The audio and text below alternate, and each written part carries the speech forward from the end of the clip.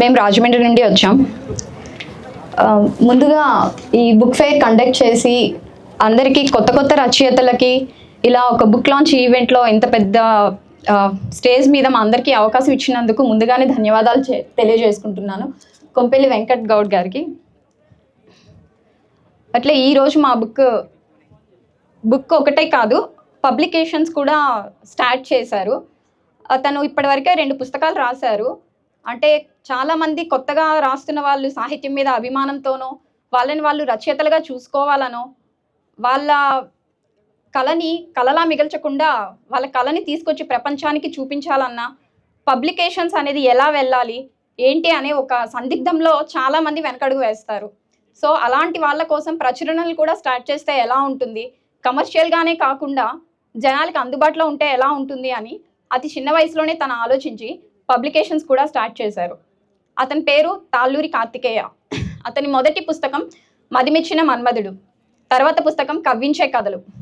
ఇంకా అతని ఆధ్వర్యంలో చాలా పుస్తకాలు ముందుకు ఇంకా మనకి రాబోతున్నాయి. అదే అతని పబ్లికేషన్స్లో చాలామంది యువ రచయితల పుస్తకాలు కూడా రాబోతున్నాయి.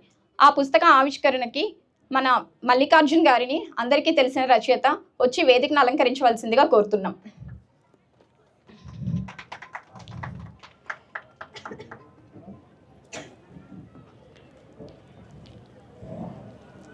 ఈ పుస్తక ఆవిష్కరణకి రచయిత, అలాగే మన ప్రచురణలు అని పబ్లికేషన్స్ని అందరికీ పరిచయం చేస్తున్న కార్తికేయ గారిని కూడా వేదిక మీదకి రావాల్సిందిగా కోరుతున్నాం.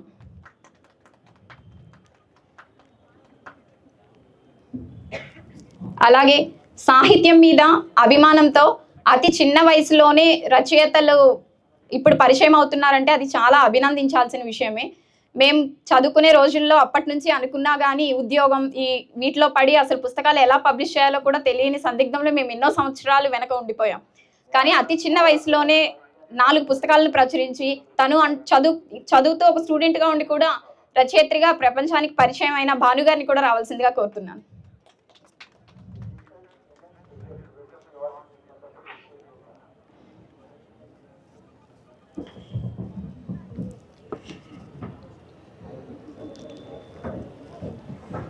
ముందుగా మన ప్రచురణలు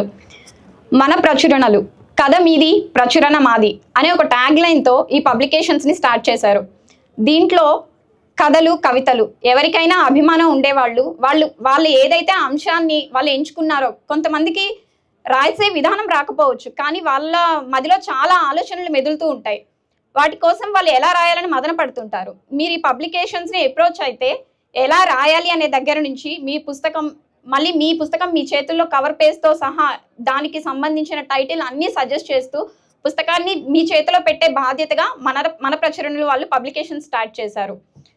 నెక్స్ట్ బుక్ గురించి, మదిమెచ్చిన మన్మధుడు పుస్తకం చూస్తే టైటిల్ చాలా డిఫరెంట్గా అనిపిస్తుంది. ఇదేదో లవ్ స్టోరీయో లేకపోతే ఒక అమ్మాయి ఎవరినన్నా ప్రేమించుంటే దానికి సంబంధించిందో ఇలా ఏదో ఒకటి అనుకుంటారు.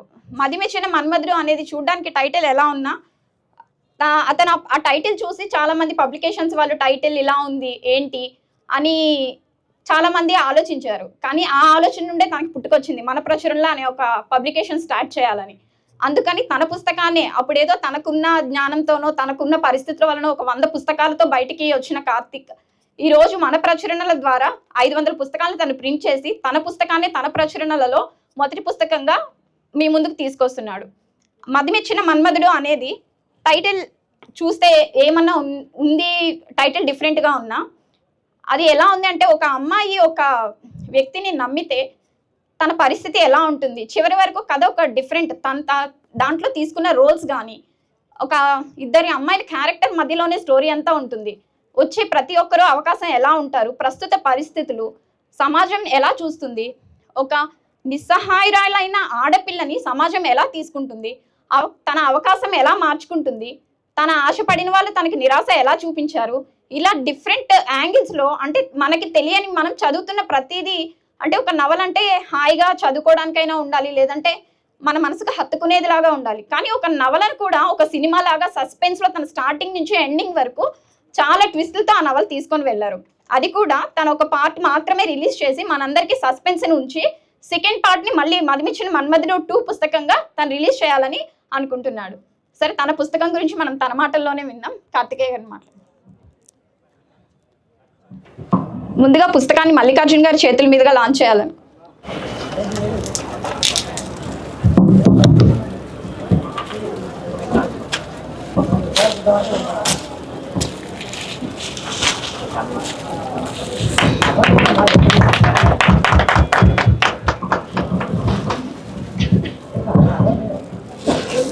అర్జున్ గారు, నిజంగానే ఇది మీ చేతుల మీదుగా లాంచ్ అయ్యి తన కెరీర్ ఇంకా ముందుకు, పుస్తక ప్రపంచంలో తను ఇంకా ముందుకు వెళ్ళాలని కోరుకుందాం.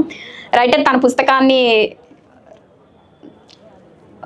ముందు ఈ పుస్తకాన్ని లాంచ్ చేసిన మల్లికార్జున్ గారు అతని మాటల్లో కొంచెం పుస్తకం గురించి, రచయితల గురించి కొంచెం తెలియజేస్తారని కోరుకుంటున్నాను.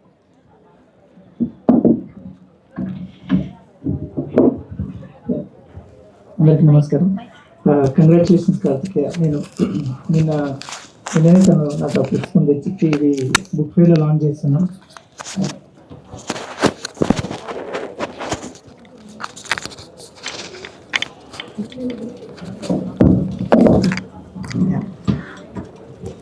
నిన్ననే తన పుస్తకం మది మెచ్చిన మన్మధుడు తీసుకొచ్చి ఈ బుక్ ఫేర్లో వేదిక మీద లాంచ్ చేస్తున్నాం. రావాలి, మీరు సపోర్ట్గా ఉండాలి అని అన్నారు.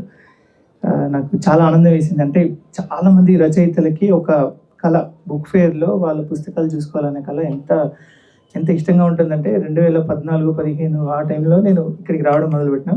నేను కథలు రాయడం మొదలుపెట్టింది కూడా అప్పుడే.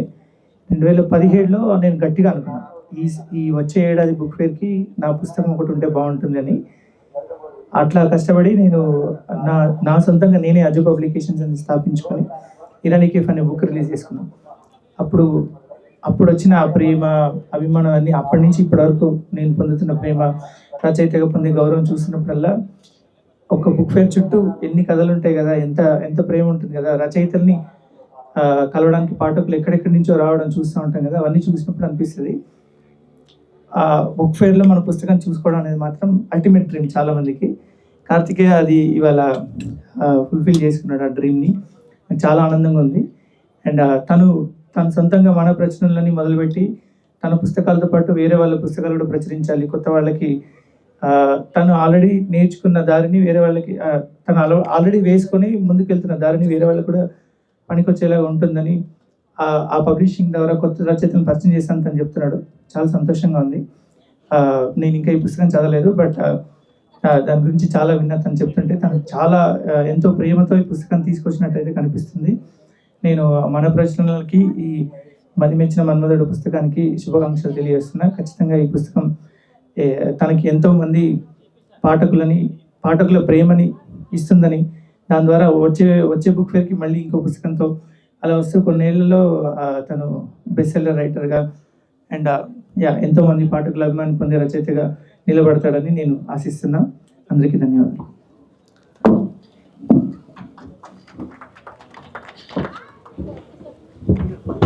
Thank you so much Mallikarjun గారు.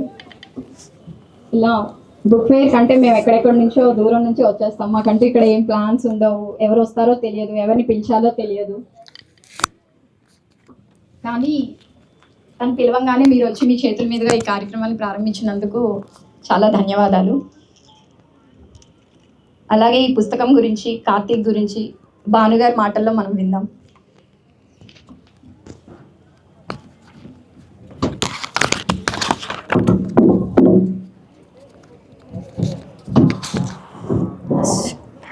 అందరికీ శుభ మధ్యాహ్నం. ఫస్ట్ ఆఫ్ ఆల్, మది మెచ్చిన మన్మధుడు, మన మన్మధుడు కార్తికేయకి కంగ్రాచులేషన్స్.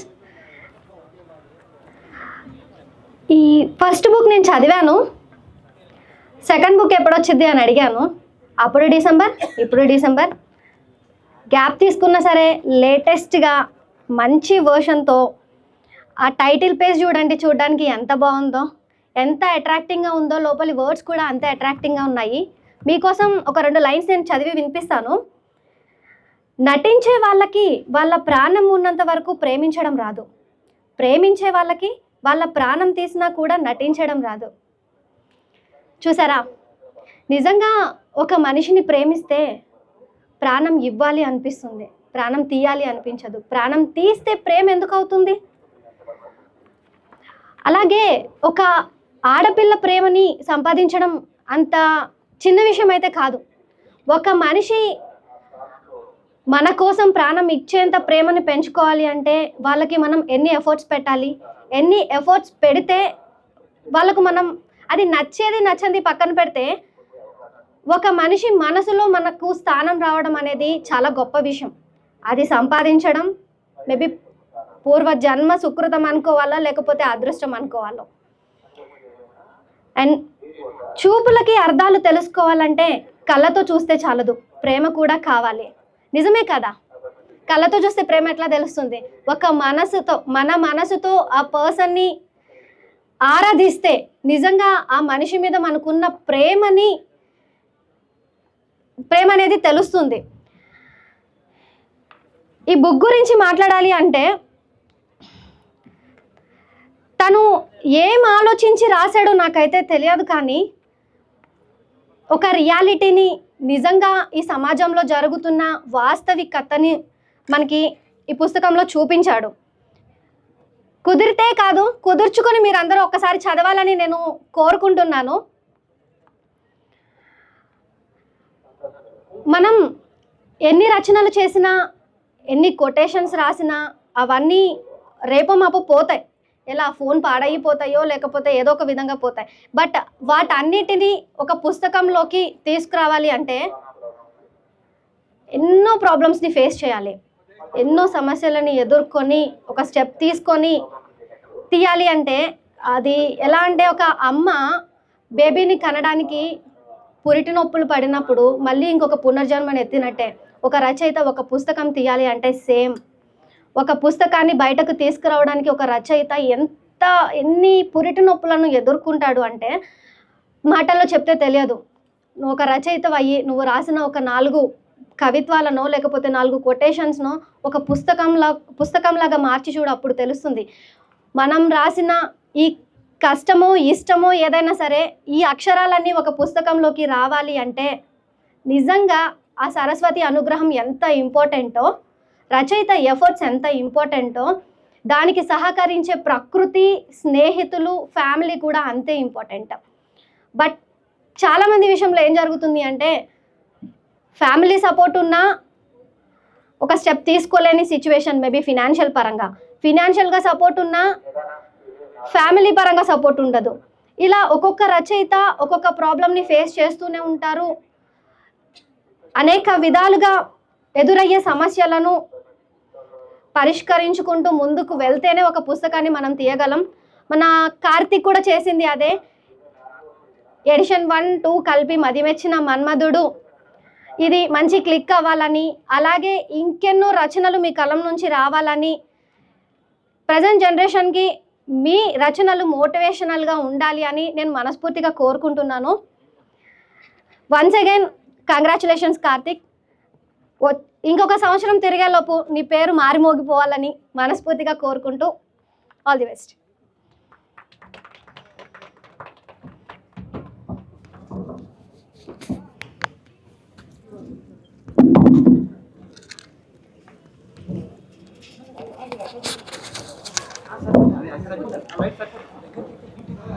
పుస్తకం గురించి మీరు చెప్పిన మాటలు నిజంగా వాస్తవాలు. ముందుగా మీకు ధన్యవాదాలు. ఒక పుస్తకాన్ని ప్రచురించిన తర్వాత చదివే ఒక్కొక్కరి దృష్టి ఒక్కొక్కలా ఉంటుంది. అంటే ఒక పుస్తకాన్ని మగాళ్ళు చదివితే అది ఒక కోణంలో అర్థమవుతుంది, ఆడవాళ్ళు చదివితే ఇంకొక కోణంలో అర్థమవుతుంది. ఒక పుస్తకంతో స్నేహం మొదలవుతుంది అంటే మీరు నమ్ముతారో లేదో, కార్తిక్ది నాది పరిచయం అలా మొదలైంది.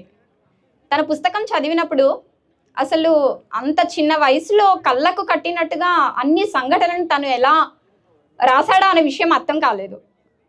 అంటే చాలా పుస్తకాలు వస్తాయి, పుస్తకాలు చదువుతూ ఉంటాం, ఒక్కొక్కటి మనం చదివినప్పుడు ఆ క్యారెక్టర్స్లో మనల్ని ఇన్వాల్వ్ చేసుకొని మనం ఊహించుకొని మనం ఏడ్చిన సందర్భాలు ఉంటాయి. ఖచ్చితంగా కొన్ని కథలు చదివి మనం నవ్వుకునే సందర్భాలు ఉంటాయి, మన కొన్ని జ్ఞాపకాలు మనం నెమరు వేసుకునే సందర్భాలు ఉంటాయి. కానీ ఈ పుస్తకం మొదటి నుండి చివరి వరకు ఒక ఆడపిల్ల తన మొదట ఇంటి నుండి సమాజంలో బయటకు వచ్చినంత వరకు చివరికి తను సక్సెస్ అయిన తర్వాత కూడా తను ఎలా ఫేస్ చేస్తుంది ప్రాబ్లమ్స్ అని, తను ఎంచుకున్న క్యారెక్టర్స్ కూడా ఒక సాఫ్ట్గా ఉండే అమ్మాయి అయితే ఎలా ఉంటుంది, బోల్డ్గా ఉండే అమ్మాయి అయితే ఎలా ఉంటుంది అని ప్రస్తుతాన్ని గతాన్ని రెండు ఒకేసారి కళ్ళకు కట్టినట్టుగా చూపించాడు. ఆ పుస్తకం చదివినంతసేపు ఆ క్యారెక్టర్లో మనమైతే ఖచ్చితంగా ఇన్వాల్వ్ అవుతాం. ఈ పుస్తకం గురించి, ఈ ప్రచురణల గురించి ఇంకొన్ని మాటలు రచయిత మాటల్లో మనం విందాం.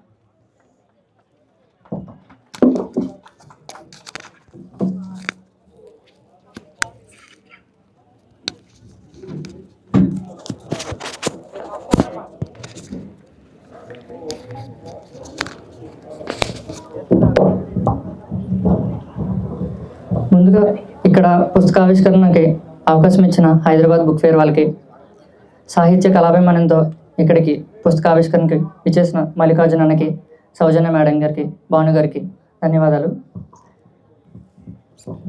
ఈ పుస్తకం గురించి సౌజన్య మేడం గారు ఇప్పటివరకే చాలా విషయాలు చెప్పారు. నేనైతే నా బుక్ గురించి కాకుండా నాకు పుస్తకాల అలవాటు అసలు ఎలా మొదలైందో, నా రచన ప్రయాణం ఎలా మొదలైంది, అసలు నేను రైటర్ని ఎలా అయ్యానని ఒక 4 విషయాలు చెప్పాలనుకుంటున్నాను. ఒక 4గురికి థ్యాంక్స్ చెప్పాలనుకుంటున్నాను. ముందుగా ఎవరికంటే మా నాన్నగారికి. మా నాన్నగారు అంటే నాకు జన్మనిచ్చారు కాబట్టి ఆయనకి థ్యాంక్స్ చెప్పాలని కాదు. చిన్నప్పటి నుంచి ఆయన బుక్స్ ఎక్కువ చదివేవారు.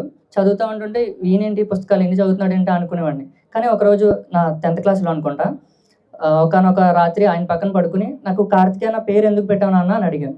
అడిగితే ఆయన ఒక సమాధానం ఇచ్చారు. వెంటనే నాకు తెలియకుండా నాలో ఒక ఆత్రుత, ఒక ఉత్సాహం మొదలైందనమాట. ఎందుకు అంతలా అన్నాడని. ఇంతకు ఆ ప్రశ్న ఏంటంటే, కార్తికేయన్ ఎందుకు పెట్టావు అంటే, నేను చిన్నప్పుడు ఒక బుక్ చదివాను, ఆ బుక్లో క్యారెక్టర్ పేరు అన్నాడు, అంతే. ఆ పేరేంటని అడిగితే యండమూరి గారు రాసిన ప్రియురాలు పిలిచే అని నవల అనమాట. ఆ బుక్ ఎక్కడ దొరుకుతుందా, అసలు ఎక్కడ ఎలా చదవాలో అది నా ఏజ్లో ఆ టైంలో తెలియదు అనమాట. ప్రతి చోట వెళ్ళిన ప్రతిసారి రైల్వే స్టేషన్లో కానీ బస్ స్టాండ్లో కానీ ఆ బుక్ ఎక్కడైనా దొరుకుతుందేమో అని చెప్పేసి ట్రై చేశాను, కానీ దొరకలేదు. 2 సంవత్సరాల తర్వాత వీడు చాలా బాధపడుతున్నాడు అని చెప్పేసి ఆయనే బుక్ తీసుకొచ్చి ఇంట్లో పెట్టాడు. చదివేశాను అనమాట. ఇంటర్ 2nd ఇయర్లో నేను చదివిన మొదటి బుక్ అదే. నాకు ఇప్పటి వరకు ఆ క్యారెక్టర్స్ ఇంకా స్టిల్ గుర్తున్నాయి. అందులో ఉన్న అనుజ్ఞ క్యారెక్టర్ కానీ, కళ్యాణి క్యారెక్టర్ కానీ, కార్తికేయ క్యారెక్టర్ కానీ, ఆ క్యారెక్టర్ ఏంటంటే చాలా గొప్ప క్యారెక్టర్ అంట. అంత గొప్పవాడిని అవుతానని చెప్పేసి నాకు ఆ పేరుగా పెట్టారు. ఇందుకే ఆ బుక్, నా ఫస్ట్ బుక్ రిలీజ్ చేసి నా ఫేవరెట్ రైటర్ అయిన యండమూరి గారిని వెళ్ళి కలిసి ఆ బుక్ చేతిలో పెట్టి ఈ విషయం చెప్పాను అనమాట. ఆయన చాలా హ్యాపీగా ఫీల్ అయ్యారు. అంత గొప్పోడు ఏం కాదే అని అనగానే నాకేం అర్థం కాలేదు. ఈయనేంటి ఇలా అంటున్నారు అంటే, నేను బుక్ చదవలేదు అనుకుంటున్నారేమో అనగానే, అదేంటి సార్ అలా కాదని చెప్పి స్టోరీ గురించి ఎక్స్ప్లెయిన్ చేశాను ఒక 5 minutes. ఓహో ఇటు చదివాడు అయితే అని చెప్పేసి అప్పుడు అనిపించింది అనమాట. యండమూరి గారితో ఒక 1 hour టైం స్పెండ్ చేయడానికి ఈ పుస్తకాలు నాకు అవకాశం ఇచ్చే. దానికి అంటే నేను పుస్తకాలు అలవాటు అవ్వడానికి కారణమైన మా నాన్నకి చాలా చాలా థ్యాంక్స్. ఇంకో 2 ఎవరంటే, ఇంకా రిమైనింగ్ 3 థ్యాంక్స్ చెప్పాలనుకుంటున్నాను.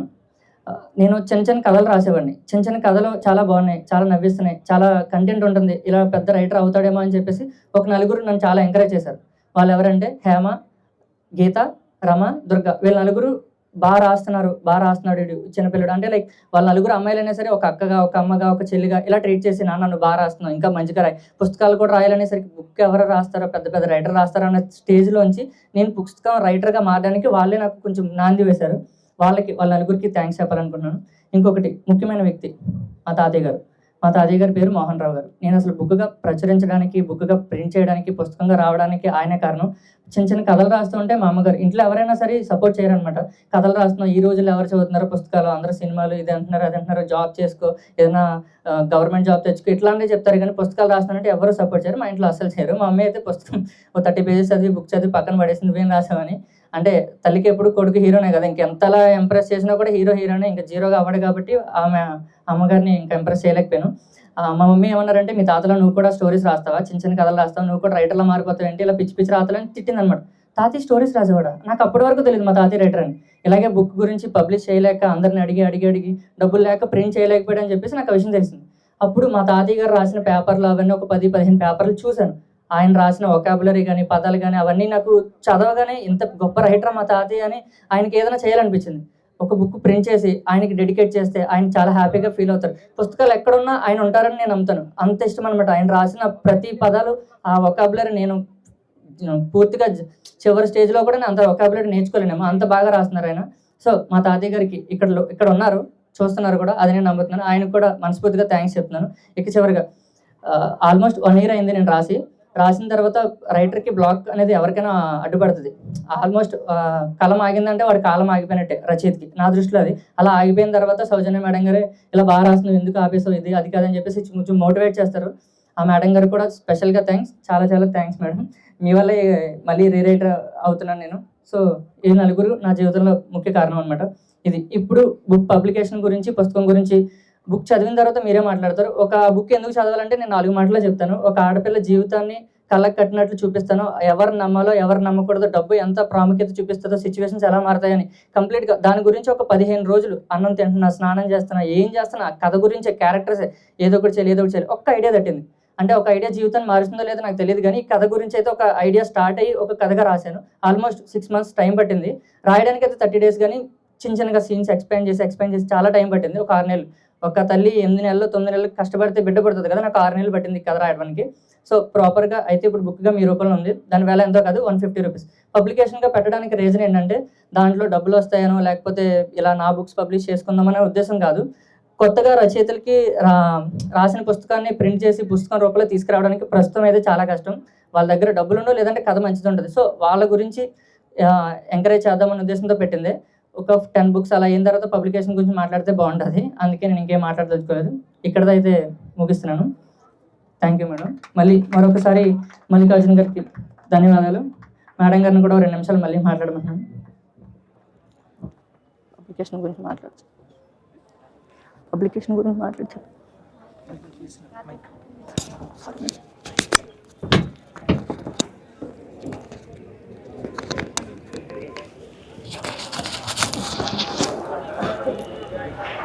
ముందుగా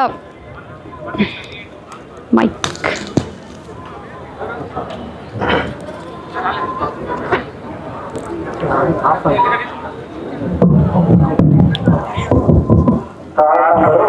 ముందుగా ఎప్పటి నుంచో నువ్వు కథలు కంటున్న పుస్తకం ఈరోజు ఇంత పెద్ద బుక్ ఫెయిర్లో మల్లికార్జున్ గారి చేతుల మీదుగా అది లాంచ్ అయినందుకు కంగ్రాచులేషన్స్ కార్తీక్.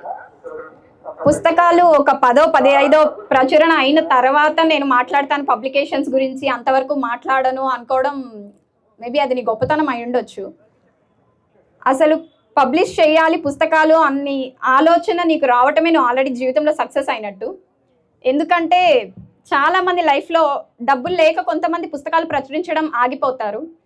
కొంతమంది దాన్ని ఎలా బయటికి రావాలి, వాళ్ళ పరిస్థితులు ఇంట్లో అందరికీ సపోర్ట్ చేయరు. అంటే డబ్బులుంటే ఏదైనా జరిగిపోతుంది అనుకునే వాళ్ళు చాలామంది ఉంటారు. డబ్బులు ఉన్నా సరే ఇంట్లో వాళ్ళు సపోర్ట్ చేయరు. పుస్తకాలు ఎందుకు, దానివల్ల ఏం వస్తుంది, ఎస్పెషల్లీ ఆడపిల్లలకైతే అసలు బయటికి ఎందుకు వెళ్ళటం, బయట అందరి స్టేజ్ ఎందుకు ఎక్కటం, బయట అందరికీ తెలియాలా మీరు రచయితలని, ఇవన్నీ వద్దు. ఇలా చాలామంది చాలా స్ట్రగుల్స్లో ఆగిపోతారు. అంటే ఇప్పుడు పుస్తకం ప్రింట్ చేయడానికి ఏదో ఒక పబ్లికేషన్స్ని అప్రోచ్ అవుతాం, వాళ్ళు ఏదో చెప్తారు, మేము వెళ్తాం, ఇవన్నీ తిరుగుతాం. ఎందుకంటే నాకు అనుభవం ఉంది అందులో. దానికోసం నేను ఒక 5 సంవత్సరాలు తిరిగి ఉంటాను ఎలా పబ్లిష్ చేయాలా అని. సో ఇంట్లో తెలియకుండా మనం తిరగడం ఇదంతా జరిగేది అమ్మాయిలకి అంత తేలిక కాదు, అబ్బాయిలకి కూడా తేలికేం కాదు. వాళ్ళ ఉద్యోగం ఉంటుంది, వాళ్ళ ఆర్థిక పరిస్థితులు ఉంటాయి, ఇంట్లో పరిస్థితులు వేరుగా ఉంటాయి. సో ఒక పబ్లికేషన్స్ అనేది ముందుకు రావడం అనేది, పుస్తకం రావడం అనేది ఒక చిన్న పిల్లకాలు అయితే పబ్లికేషన్స్ స్టార్ట్ చేయడం అనేది మహాసముద్రమే. దాన్ని ఆల్రెడీ మీరు ఆలోచనతో మా అందరి ముందుకు వచ్చి మాలాంటి వాళ్ళకి చాలా ఇన్స్పిరేషన్ అది. ఎందుకంటే మేము ఒక కథ కవితలో ఏదో ఒకటి మీ చేతిలో పెట్టేస్తే మీరు దాని పుస్తక రూపంలో మాకు ఇచ్చేస్తారు. ఏదో మేము చిన్న ఈవెంట్ పెట్టుకొని ఇలా చేసుకుంటాం, కానీ ఆ పబ్లికేషన్స్ చేసే ఆ ప్రాసెస్ ఉంటుంది కదా, మీరు చేసే ప్రూఫ్ రీడింగ్ కానీ, ఆ పుస్తకం టైప్ చేయడం కానీ, అక్షర దోషాలు లేకుండా చూసుకోవటం కానీ, స్టోరీ అసలు దానికి లింక్ ఉందా లేదా, ముగింపు సరిగా ఉందా, ఆరంభం సరిగా ఉందా లేదా, మీరు ఏదైతే కథ రాయడానికి 6 నెలలు ప్రసవ వేదన చెప్పారో ఒక పుస్తకాన్ని పబ్లికేషన్స్ ద్వారా ప్రచురించాలి అంటే అది చిన్న మాట కాదు. జీవితకాలం మనం ఆ వేదన పడాల్సిందే. పుస్తకం గురించి నేనైతే ఆ పుస్తకాన్ని ఇప్పటికే 10 సార్లు చదివాను. అంటే పుస్తకాలు మామూలుగానే నేను ఎక్కువ చదువుతుంటాను. అందులో అది నాకు బాగా నచ్చింది కదా, ఎందుకో నాకు చాలా కనెక్ట్ అయ్యాను అనిపించింది. ఎవరైనా ఏదో ఒక పుస్తకం చదివినప్పుడు ఒక రోల్కి మనం సింక్ అవుతాం, అది కామన్గా జరిగేదే. కానీ అందులో ఆయన చూపించిన 2 క్యారెక్టర్లు నాకే సింక్ అయ్యా అనిపించాయో ఏమో. నేను ఆ పుస్తకాన్ని ఒక 10 సార్లు చదివి ఉంటాను. నాకు తెలిసినంత జ్ఞానంతో ఆ 2వ పుస్తకానికి కూడా కొంచెం మార్పులు చేర్పులు చేసి కొంచెం టైం తీసుకొని బెస్టే ఇవ్వాలి అని చెప్పి ఆపింది కూడా నేనే, దానికి సారీ.